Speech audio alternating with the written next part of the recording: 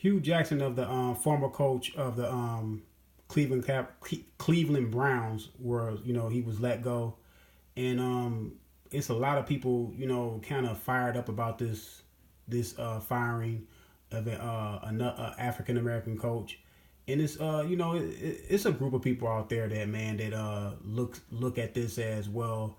This is it may be like a racial thing on this, but my thing is this: it all comes down to winning.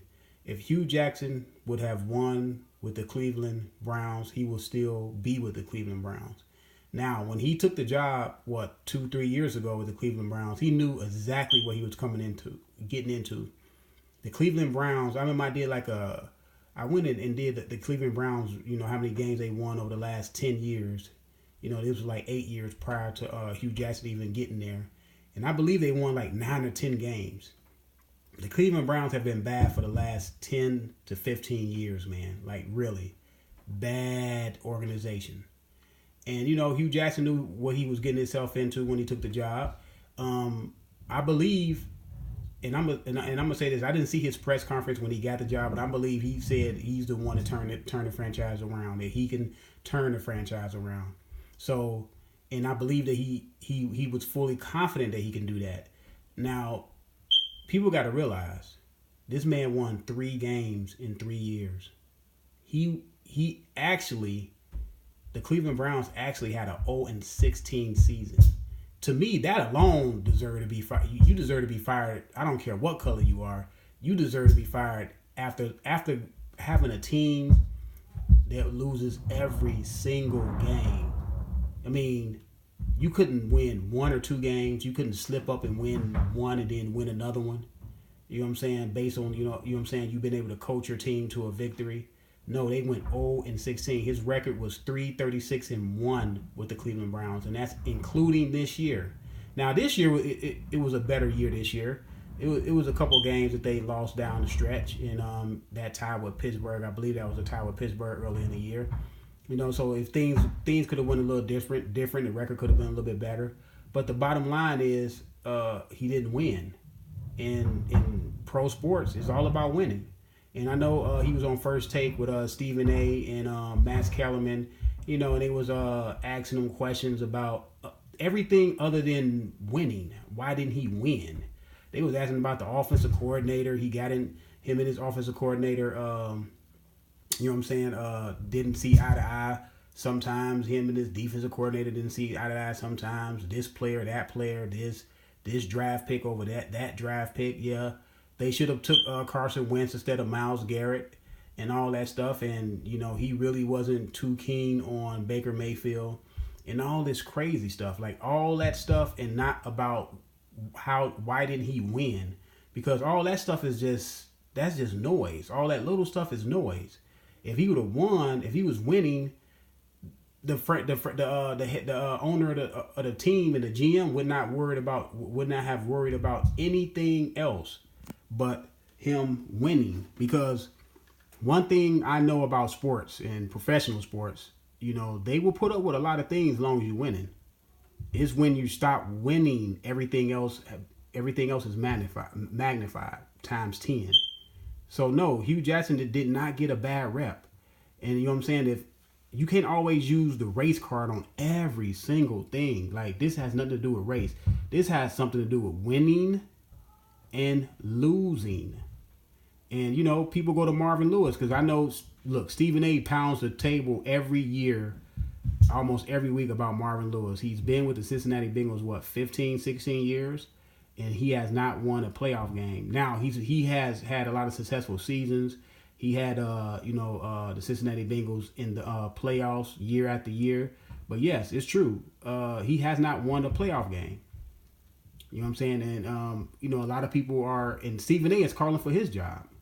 Now, if you're supposed to be about the African Americans having jobs, why are you every year calling for that man's job? And asking Hugh Jackson, who won 3 games, you know what I'm saying, out of possible, 40 games, he won 3, and you got him on First Take and asking him about, what color towels y'all was using, and ask him about his offensive coordinator and ask him about his defensive coordinator. No, it has nothing to do with none of that. The simple fact of the matter is they did not win. And if the Cleveland Browns were trending upward, I believe they would have kept Hugh Jackson. I don't think Hugh Jackson had to make the playoffs this year, but he had to at least win about 6 or 7 games. And his first year, they won 1 game. His second year, they won no games, y'all. 0, a donut. The third year, this year, he won 2 games and tied 1.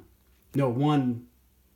Hold on. Yeah, won 2 games and had 1 tie or something like that. Some crazy number like that. But if the team was trending upward, like let's just say if he would have won 1 game, 3 games his first year, okay.